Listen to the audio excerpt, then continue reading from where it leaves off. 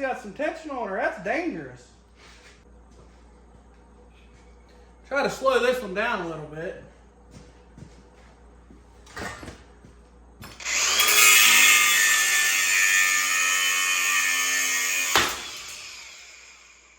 All right, we got her stripped clean. I probably need to grind these leaf spring perches off. I will do that here in just a second. Right now, I gotta clean up all this junk because it's driving me nuts and tripping over it. All right, I got them all cut off and ground down pretty good. This here was the first one I did. I got into the tube a little bit. I ground it out. I'll put a weld on those and grind them back down after I'm done. But for now, let's get ready and sandblast this thing so I can be done being all dirty.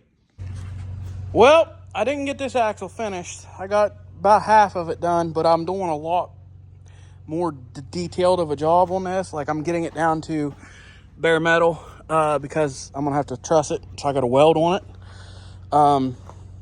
So I guess Monday I'll go get another bag of media, so we'll be back then.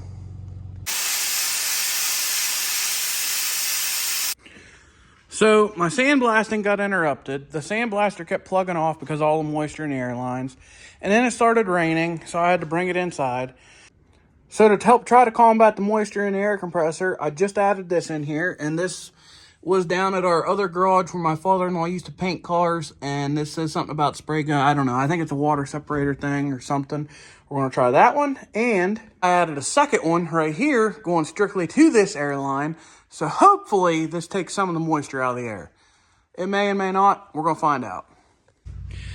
Well, I'm going to say I think those air dryers or whatever they are took care of my issues. I have no more moisture on the end of my gun.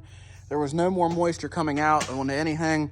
The sandblaster worked 100 times better because it wasn't trying to clog up. So I took care of that. I got that axle good enough for me. I got where I plan on trussing it down to bare metal. So I'm not worried about anything like that. So we're good to go.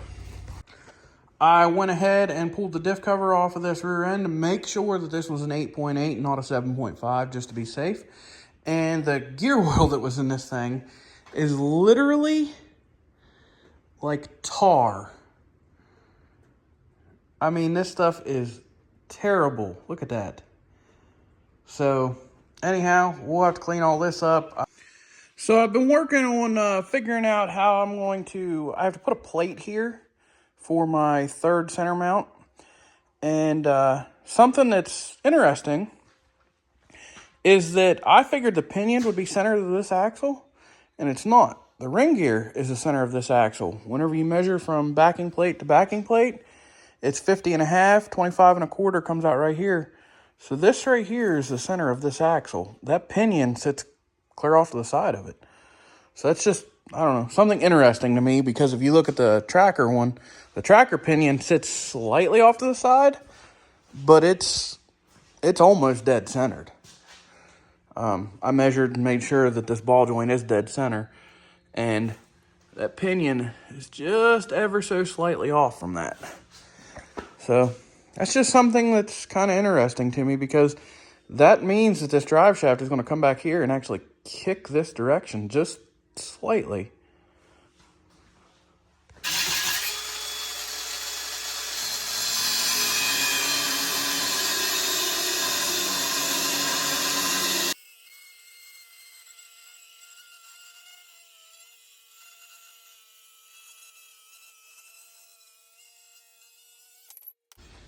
Well, I hope I don't regret this, but I've got to build me a plate on this, and then I'll probably maybe try to truss this somehow just to make some extra strength to it. But for now, what I mainly need is this plate to go right here, and I got this wedge cut out, and it's going to go here, and all this is going to weld on because the center of the axle is right here, and that's where I've got to put my mount for my third link in the rear. So I'm going to heat her up with a torch. We're going to put some weld to it. Also, I know this is cast, and I got nickel rods because I was going to stick weld this. The nickel rods that I got are DC. The Lincoln Buzz Box I got is AC only. Got a buddy that's got a Miller Bobcat, so that I can borrow it. It does DC, but that's just going to be a lot of work. I had an old truck hub that was cast, and I took and tested out the MIG with it, and it should be fine. If not, I would have always thought it should have. All right, current temperature of the housing is 68 degrees. We need this about 300.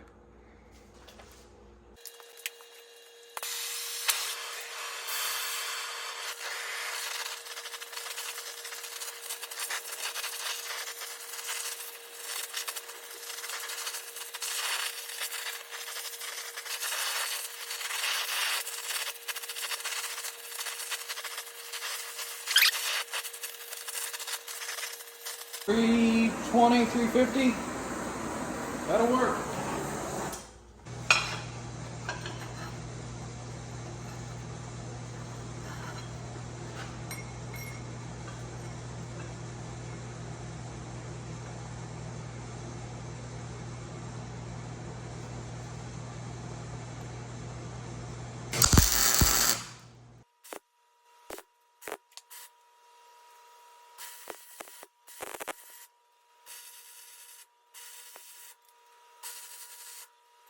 All right, I'm gonna heat this with a torch, the casting, and let the metal cool down. And once it's all the same temperature, I'm gonna leave it alone and let it cool down slowly.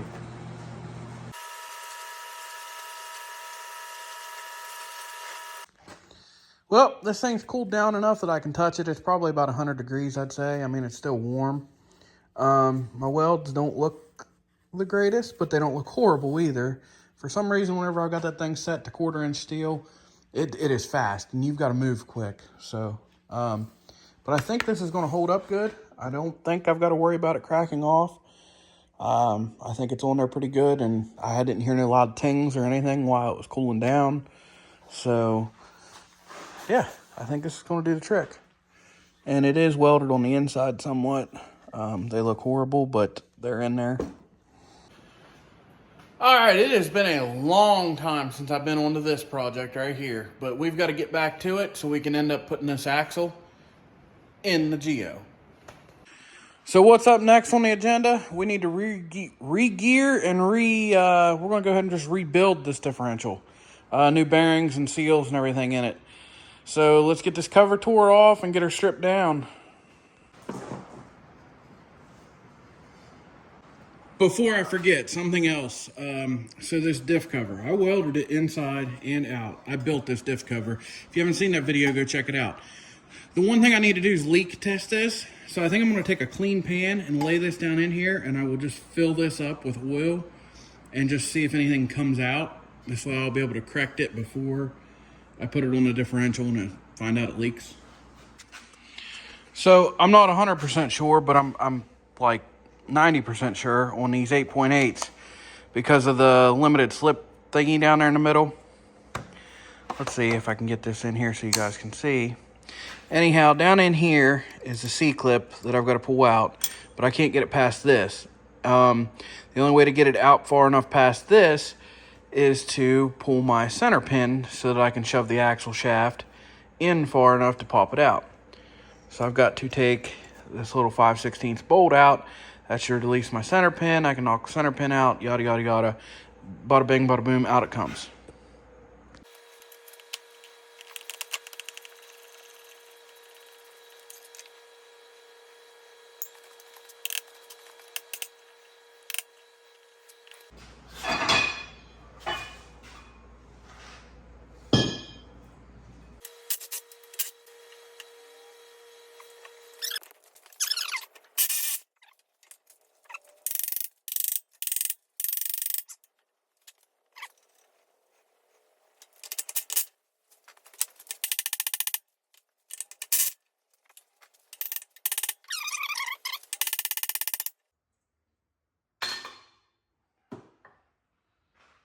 There's opinion. So I would just like to note on this, other than these two big thick spacer shims, there isn't a single shim in this differential. There's not one on the pinion bearing, or not the outer part of it anyhow. And I don't even think there shouldn't be any down in here. But there wasn't a single shim on this. So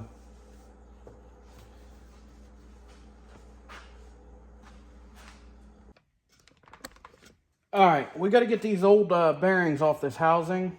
Well, not the housing, the carrier. The proper way to do it would be use a clamshell style puller. I built one, go check out that video, for doing a Dana 30. The thing of it is I don't need to reuse this bearing because these go straight onto the housing. They don't have to have shims behind them. So therefore, I'm just going to cut these ones off. I'm not going to screw with trying to pull them.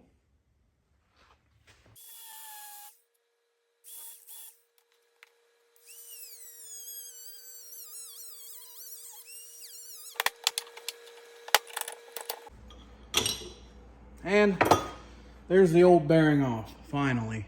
I'm going to do that to the other side, and we'll be able to put new ones on. So here's our new gears. We're going to take our new inner pinion bearing that we've got in this box, and I'm going to hog it out so that it fits over this and slides on and off. I didn't buy another new rear one because on this differential, I can use this old one for a setup bearing for this one. The reason on the Dana 30, if you guys watch that video, you have to use both of those as setup bearings, or both new to match, is because you have to actually shim the preload on the Dana 30. On this 8.8, it uses a crush sleeve. That's what sets your preload. So as for right now, for setup, I can use this old bearing with the old race just for setting up this back part, because it's not going to matter. The crush sleeve is what's going to set my preload. But I might have to pull this bearing back off and add shims in here. So that's why I've got to make a setup bearing just for this one out of the same new one that I've got in this kit. See, here's this new inner one, and it is a press fit on there. And this is just a long boring process of me taking this Dremel tool and grinding this until it slides on there easily. All right, and like that there, I got that one where she'll slide on and off snugly. So, setup bearings are ready. All right, we're gonna go ahead and pull this old ring gear off here.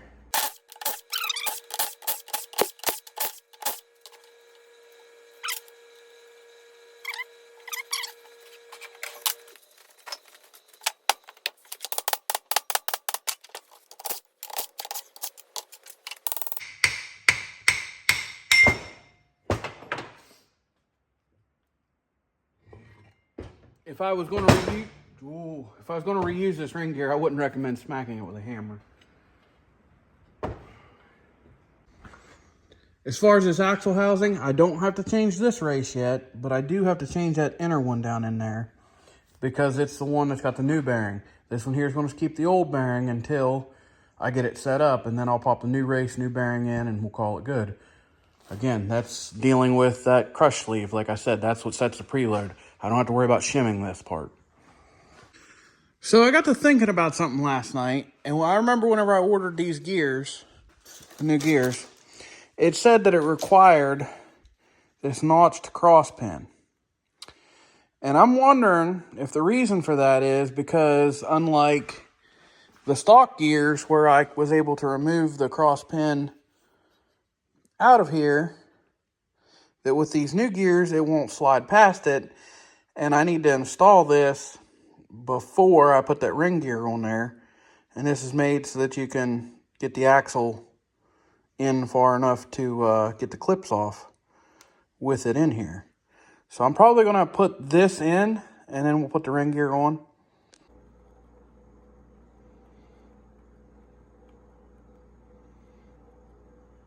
"100 foot-pounds.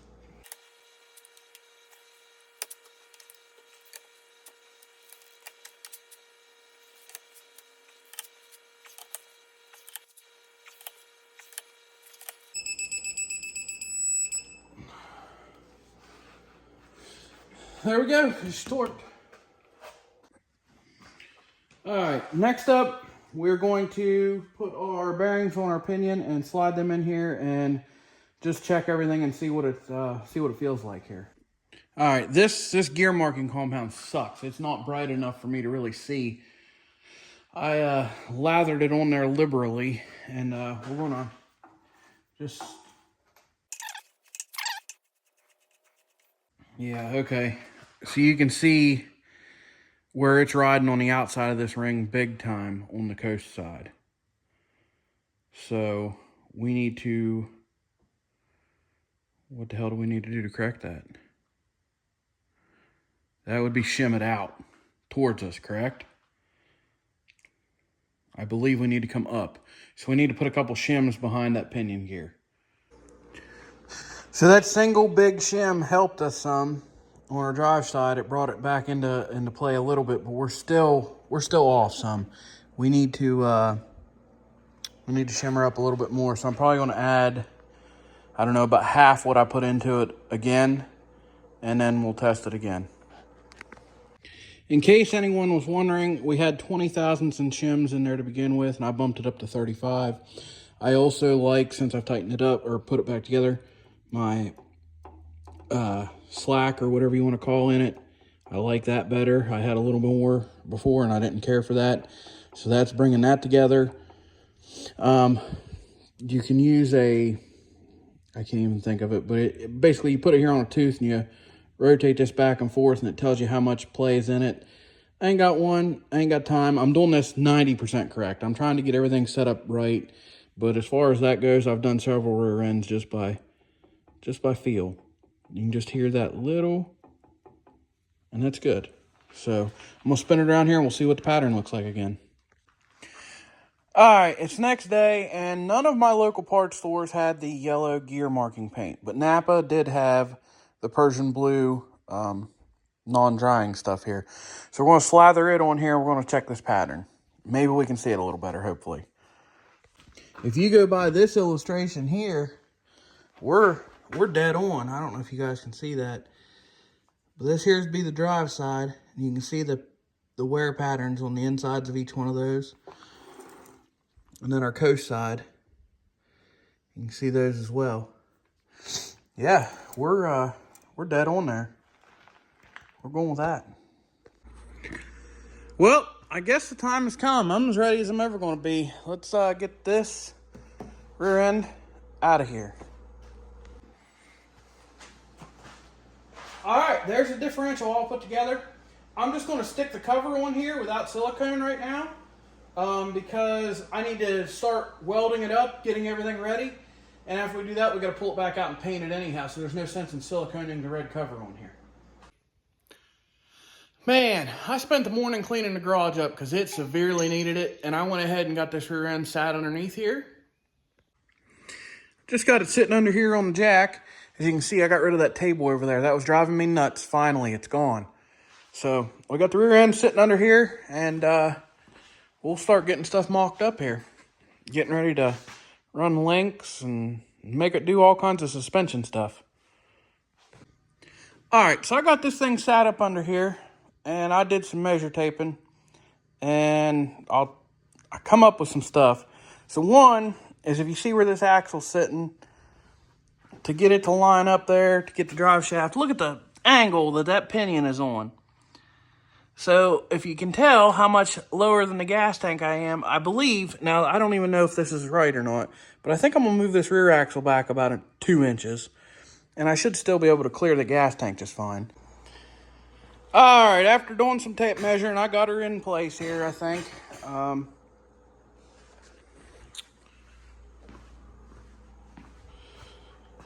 So, pulled my tapes back here, and I set this up at 89.5 inches.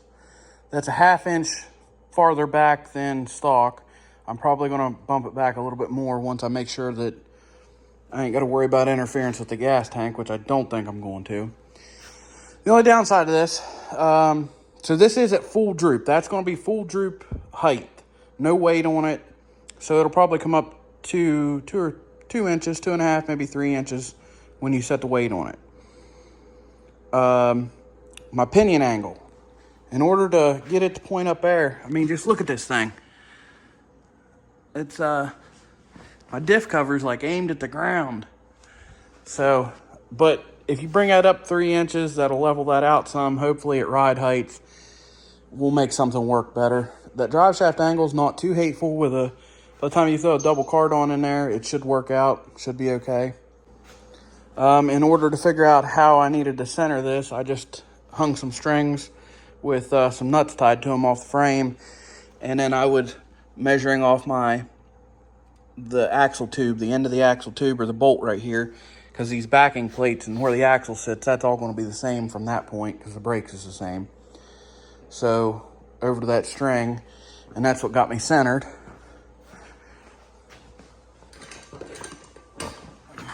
And as you can see, it's in there centered.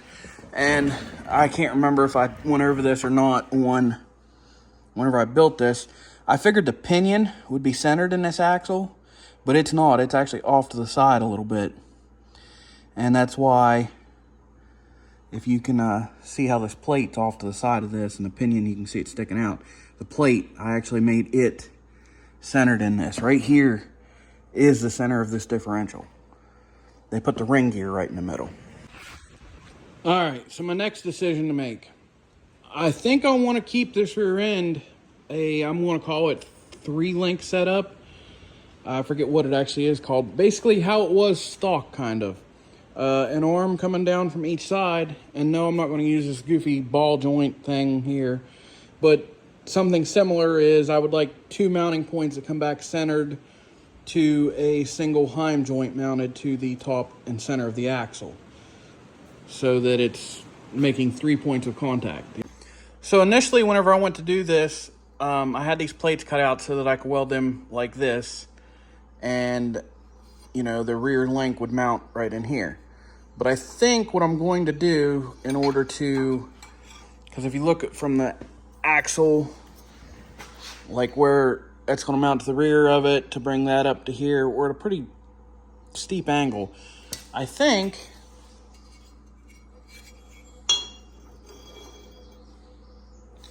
that if I mount these on here like this, which will bring the mounting point down to here, and I can still box this in for all my strength, you know, like the factory one was. But it's going to drop my angle by about 2 inches in the front. So you figure, you know, the way I was going to do it would be about like that. And the way if I do it like this is going to bring it down about like that. It's just going to give me a flatter angle on my link.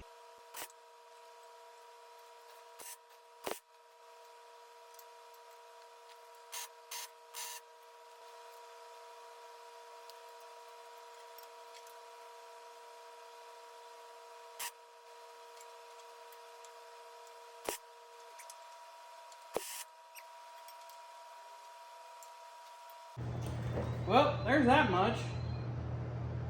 Tacked together. I'm tacking. I'm learning. I'm tacking it pretty good, but I'm tacking it. All right, here's this side all tacked together. Clearly, I will absolutely wait until I'm done to cap these 2 sides. But as you can see, you know, the heim joint goes there. There'll be a gap here.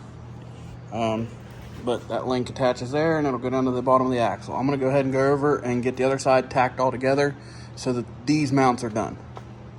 So as far as how I'm going to figure out how long of links I need, I just left this heim joint on here. I put a threaded end on it right in the halfway mark. Same thing with this one on the ones that are going on the bottom of the axle. And I'm going to do them just how the Geos was stock. These link mounts were straight down on the bottom, and I'm just going to do that just for simplicity. You don't have to have them down that far. You've just got to have them below the axle to keep it from twisting either direction. But if I've got it clear on the bottom, I know I'm good to go, and I ain't got to worry about it. So that's where I'm putting it. And I'll just measure from here to this one. I'll cut 2 pieces, and I'll make sure that my link ends, or my links themselves, are set up completely the same so that I can use them as a template to hold my mounts up onto my axle, and I know that they'll be welded on there at the same spot. At least that's my plan. Should work theoretically. I'm going to go with 34 inches. It looks about right to me, so that's what I'm going with.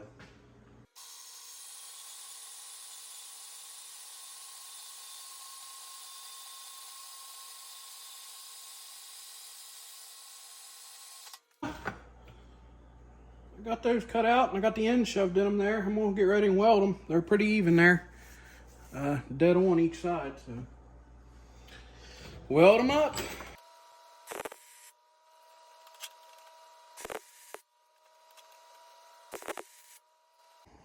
So there they are. Links are built. I tightened everything down, ran a bolt through the middle of them here just to make sure that everything's lined up. And they're good and straight. Everything's tight, like I said. So now, if my measure taping all went right, I can take these over to here to those mounts that I've got welded and just put my other ones on the other end. Should be able to hold them right up there and tack them to the axle.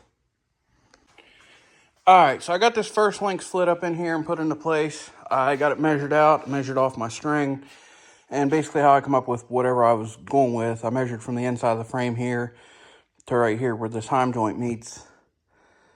And I measured off that string, same thing back there. I stuck a jack underneath of it to hold the mounts up to the bottom of the axle. Looks good and straight. I'm gonna go ahead and tack that on there. I'm gonna tack it pretty heavy, just so I know it's gonna stay, and then we'll do this side and see what we come up with here. All right, there's both bottom links on. What I'll do, because I tacked them pretty heavy, but once I get my top one figured out where I've got to have it, I will undo them, take the axle out, roll it over so I can weld them really good. I'm not a good overhead welder. I hate doing it anyhow because everything falls on you. So, but yeah, that'll be the plan. So I'll be the first one to tell you, whenever it comes to this top link I got to make, I have no clue what I'm doing. I'm just going to cobble around here for a minute and mock some stuff up, and I'll show you what I come up with. And this is all just for test fitment, because I've only got about 6 foot of DOM left, and I do not want to cut that until I'm absolutely sure that I have everything correct. I literally have these 2 tabs tacked on here because I think this is where they've got to go. And I figured out that I've got to cut this much of this off with a plasma cutter because it's going to be in my way. That's what I've got figured out in 3 hours. So this is at full droop. This is my mock-up. And I forgot to pick that up off the front of it right there. So at full droop we're hitting, let alone when we bring the axle up, it's already hit, so it can't even come up. So I've got to cut these chunks of rebar that I'm using off, tilt this up, and then re-weld them on so we can test this. All right, so this is what I got. I got that spaced up off there. Like I said, I used 2 chunks of rebar because it's really cheap, and I just needed this to make sure it's all going to work. This is going to be a wishbone style 3-link rear suspension, just like it was on the factory Geo. It came into a 3-link right here. These were parallel straight links. I'm just making everything longer so I can drop it lower. We're going to try it and see what happens. Well, I know that this will work with these long links on here. We just tested everything. It works fine. The pinion continues to point at the output shaft the whole time. Same angle through everything. So we know that if I use the long links, it'll work. The only downside to this wishbone 3-link that I'm building is they said that it's got really bad bump steer, but even in the Geo trackers, I've never noticed it. And what this thing is mainly going to be doing is side-by-side trails, really rutted out dirt trails, mud and everything. And I just want it to be able to flex through the trails easily. It's not going to be high speed. It might get driven to the gas station, and that would be the extent of its road life. All right, it's been a little while since I've been on this, but it's finally time to get back to it. Been waiting on some parts, been working on a couple other projects, just some other things here. But anyhow, I've got to get ready to where I'm going to mount this top link. And how I've come up with this to keep it exactly even is I've measured off the front of this out and measured down from the top to the exact point where I want to put holes.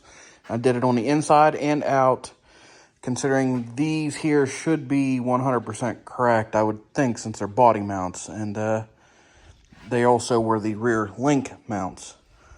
So that's what I measured from, and this is where I'm going to put my holes, and I'll show you what I'm going to come up with for that. Well, these here's just my pilot holes, but I think I did pretty good there. That's the drill bit sticking out this side. And it's right on my mark. So, of course I drilled in from each side, but still they actually do line up. So, now that side. Alrighty, I got my holes drilled all the way through. My thought process on this is, I did this where I had it plated. I got these 6-inch or so 5/8 bolts. So they're gonna run through there like that where this is plated. I got these bushing things here off the inner web. And I can't get this one in here because I don't want to get stuck on there. But anyhow, they're going to slide on there and they'll go in there, and that'll leave me out about that much bolt. And my thought process on this is I can take some angle iron and put me a piece that comes out over here, and then weld me a flat piece of 1/4 inch on it and drill a hole in it as well, so that I will be able to take my arm that I build here and it will just slide. So say this is that piece, it'll just slide up in here and I'll be able to run the bolt through it, and it'll come through all of it and bolt it in here. So it'll be into the frame, clear through the frame, and hold that top arm on.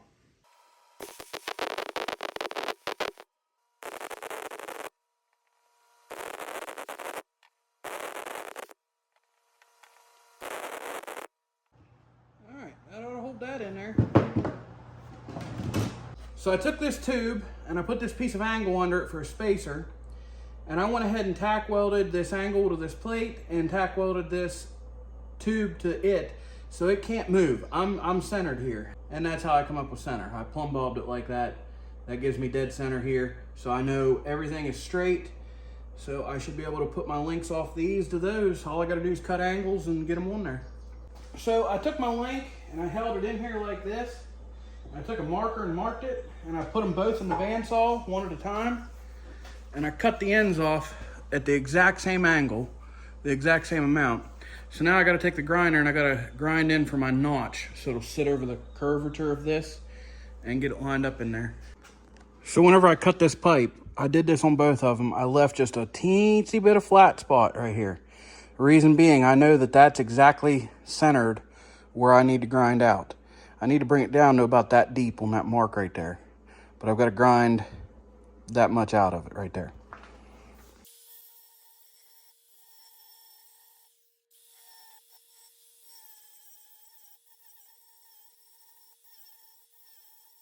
I'm going to try to tack this into place here so that then I can cut the other end off to get it to weld onto there.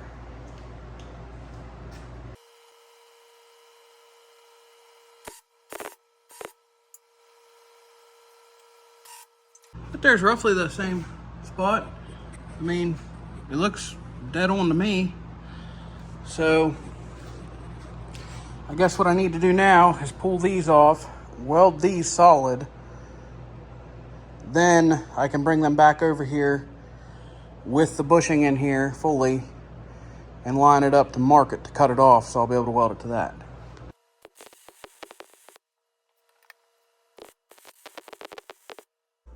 So this is probably going to end miserably and fail, and I will probably cry because this was the very last piece of DOM that I had.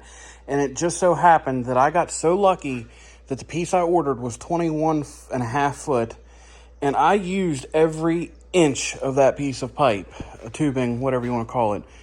And I had exactly, by the time I got done making these rear links, 6 foot left and cut 2 3-foot links for this top part. I don't know how I got that lucky, but I did. So, but anyhow, all I did was bend these around here and get them to where they looked even, and markered over them and drew the marker across the bottom of them, and hopefully I can cut them off correct and we'll have something to actually work here. I got these out here. I don't know what to do other than just go for it with the grinder, because it won't fit in the bandsaw, and the angle is actually kind of like this direction. Why? I don't know, but it is. So I think I'm gonna cut this line, and then I'll cut my eyeballed line and hope I don't screw it up.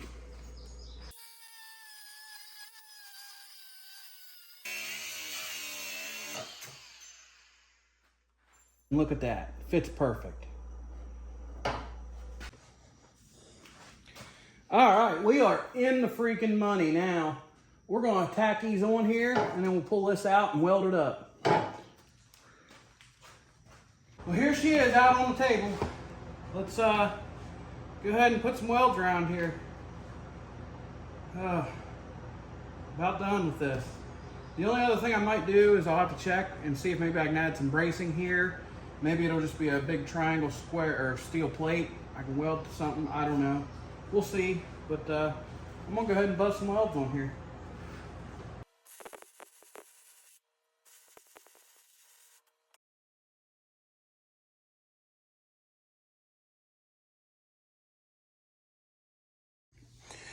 All right, so I was working on trying to figure out how I was going to build me something that comes out and around here to come on this end. And whenever I welded these arms on here, they kind of pulled together a little bit and pulled away from the wall.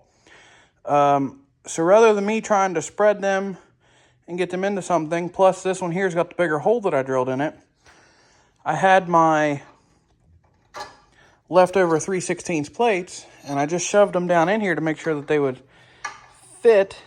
So I plan on welding one on this side and one on that side so it's spaced evenly. And that ought to go ahead and take up my gap, and that'll also recenter the screwed up hole that I've got drilled. See the space down there below it? So that'll do that, and I've got two more of these that I will then add to this side, and all I've got to do is put a piece of plate here. Going from them to the frame, and that's taken care of. Easy peasy. All right, I went ahead and got these inside tabs welded in here, and as you can see, this thing just fits absolutely perfect in there. And I did slide it up. I didn't have to bend those in. I slid it right in there. So now to do these outside ones, I'm just gonna take them, I'll stick them on here and tighten up the bolt. And we'll say that'll sit there like that. I'll cut my piece of angle iron, however long it needs to be, and we're just gonna weld it between the two. And that'll be my spacer that'll hold this out, and it ought to work pretty good.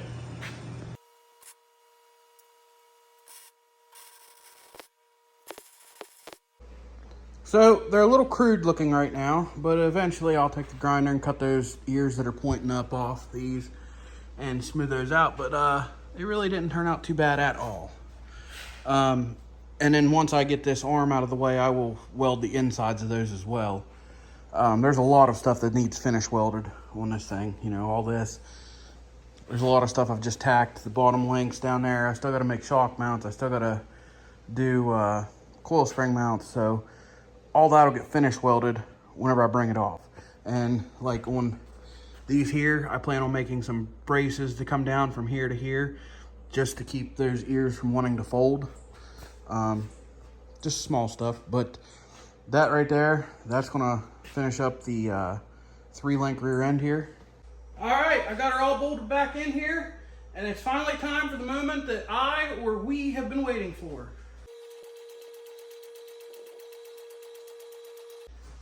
All right, that's absolutely way more than that would ever be compressed. I mean, you would have to just hook a freaking gooseneck trailer to this thing and slam it down to get that to come up that high. But our pinion looks to be pointed right at the right direction. So I think it's going to work just fine. Time will tell. So it'll probably be a little while till I get back on this. I've got to wait a little while to get some more funds back up to buy the rear springs. Then this thing will actually be sitting on its own suspension. But until then, we got the rear end in here, and it's good to go for now. So if you guys like videos like this, go check out the rest of my channel. Thanks for watching.